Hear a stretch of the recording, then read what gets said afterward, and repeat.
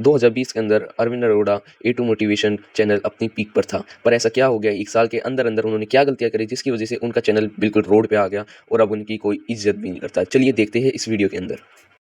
अरविंद अरोड़ा ने अपना चैनल चालू करा 2016 के अंदर केमिस्ट्री टीचर के उसमें अनअकैडमी और वेदांतों में। 2017 में बच्चों को मोटिवेट करने के लिए उन्होंने एक अपना चैनल खोला ए टू मोटिवेशन। उनकी फेस वैल्यू थी तो 2020 तक उनके 15 मिलियन सब्सक्राइबर हो गए। अब लोगों ने उनके वीडियो के अंदर कुछ गलतियां देखी जिसकी वजह से मिस्टर इंडियन हैकर को भी उनके वीडियो के नीचे कमेंट करना पड़ा। और आप खुद देखो वीडियो क्या है। तो प्लेन को लैंड कराते हुए और पैसेंजर्स की जान बचाते हुए देखा होगा, लेकिन रियल लाइफ में भी एक ऐसा इंसिडेंट हो गया जो किसी मूवी के स्टंट से कम नहीं था।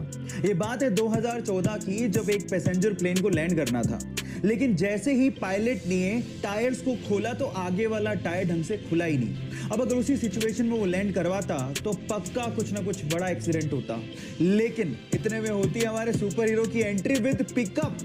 वो एक जीप लेके आता है और आगे के टायर को करवाता है लैंड अपनी जीप में और फिर प्लेन ढंग से लैंड होता है।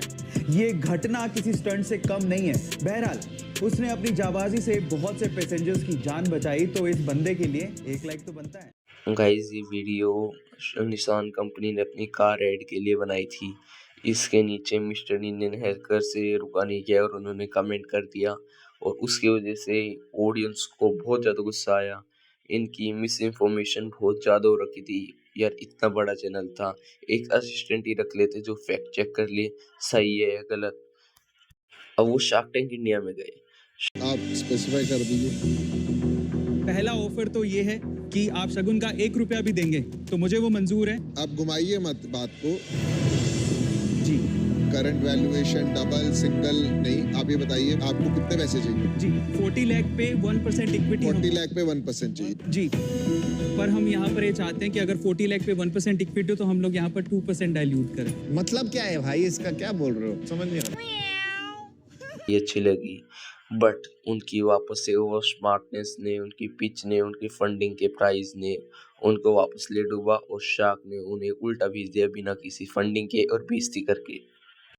अब इसकी वजह से उनके जो मिलियन में व्यूज़ थे वो कुछ लाखों में आ गए। लोग उन्होंने दोगला बुलाना शुरू कर दिया और उन्होंने तब एक शार्क टैंक के ऊपर एक और वीडियो बना दी। आप खुद देखो। में कॉन्कर को फंडिंग तो नहीं मिल पाई, लेकिन इसका मतलब ये कतई नहीं है कि कॉन्कर आगे नहीं बढ़ सकता। कॉन्कर आगे बढ़ सकता है और कॉन्कर आगे बढ़ेगा, पर हमें फंडिंग नहीं, आप लोगों का प्यार चाहिए। इस पे एक बंदे ने कमेंट किया, फंडिंग नहीं चाहिए तो सारे कोर्स फ्री में कर दो। जब उनकी इतनी बुरी किस्मत चल रही थी, अब एक फीमेल लॉयर ने उनके ऊपर केस कर दिया। हमारे पास इसकी पूरी इंफॉर्मेशन नहीं है, हम इस केस के ऊपर ज़्यादा नहीं बोलते तब। और अब पिछले साल 2024 के अंदर उन्होंने अपना चैनल को रिवाइव करने के लिए वो ध्रुव राठी के साथ कंट्रोवर्सी में आना चाहता था, उनके ऊपर वीडियो बनाने लगा। आप खुद देखो उनकी वीडियो। दूध का दूध। आपको ये बात समझ लेनी चाहिए, अगर उस जर्मन शेफर्ड की वीडियो हर बार आपको दिखाई दे रही है, हर बार उसकी वीडियो में मिलियंस ऑफ व्यूज आ रहे हैं, तो उसके पीछे YouTube है और YouTube US का है और US कतई नहीं चाहता कि इंडिया में मोदी की सरकार बने। ये है। मुझे लगता है कि ए टू मोटिवेशन पूरा गलत नहीं था।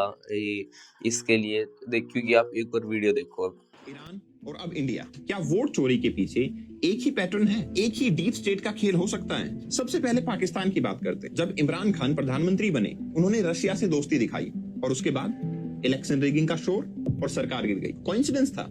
May be. बांग्लादेश की तरफ देखिए, अमेरिका ने सेंट मार्टिन आइलैंड पे अपना मिलिट्री बेस बनाना चाहा, ढाका ने मना कर दिया। रिजल्ट, शेख हसीना की सरकार भी गिर गई। एक और डेमोक्रेसी कोलैप्स। यूक्रेन का केस और भी बड़ा सबूत है। 1990s तक यूक्रेन के पास न्यूक्लियर वेपन थे, रशिया के साथ अच्छे रिलेशन थे। फिर यूक्रेन को रशिया के खिलाफ भड़काया और जब रशिया से कॉन्फ्लिक्ट हुआ, यूएसए पीछे हट गया। अब बात इंडिया की। यूएस ने हमेशा इंडिया को क्वाड के जरिए चाइना के खिलाफ खड़ा करने की कोशिश की है और जब यूएस ने पूछा सीज फायर का क्रेडिट किसको जाएगा, बस वहीं से टैरिफ इंपोज होने के बावजूद भी इंडिया ने चाइना से ट्रेड को कंटिन्यू रखा। तो फिर वोट चोरी का मामला, यही पैटर्न पाकिस्तान में हुआ था, बांग्लादेश में हुआ था, यूक्रेन में हुआ था। और जब वही नैरेटिव इंडिया में उठता है तो सवाल तो बनता है, क्या ये भी एक डीप स्टेट की प्लेबुक है या फिर सच में वोट चोरी हुई है? अगर सच तो गाइस आज की वीडियो में इतना ही। आपको अच्छी लगी हो तो लाइक कर देना और कमेंट कर देना, और कमेंट करना है कि मैं अगली वीडियो किस चीज़ के ऊपर बनाऊं।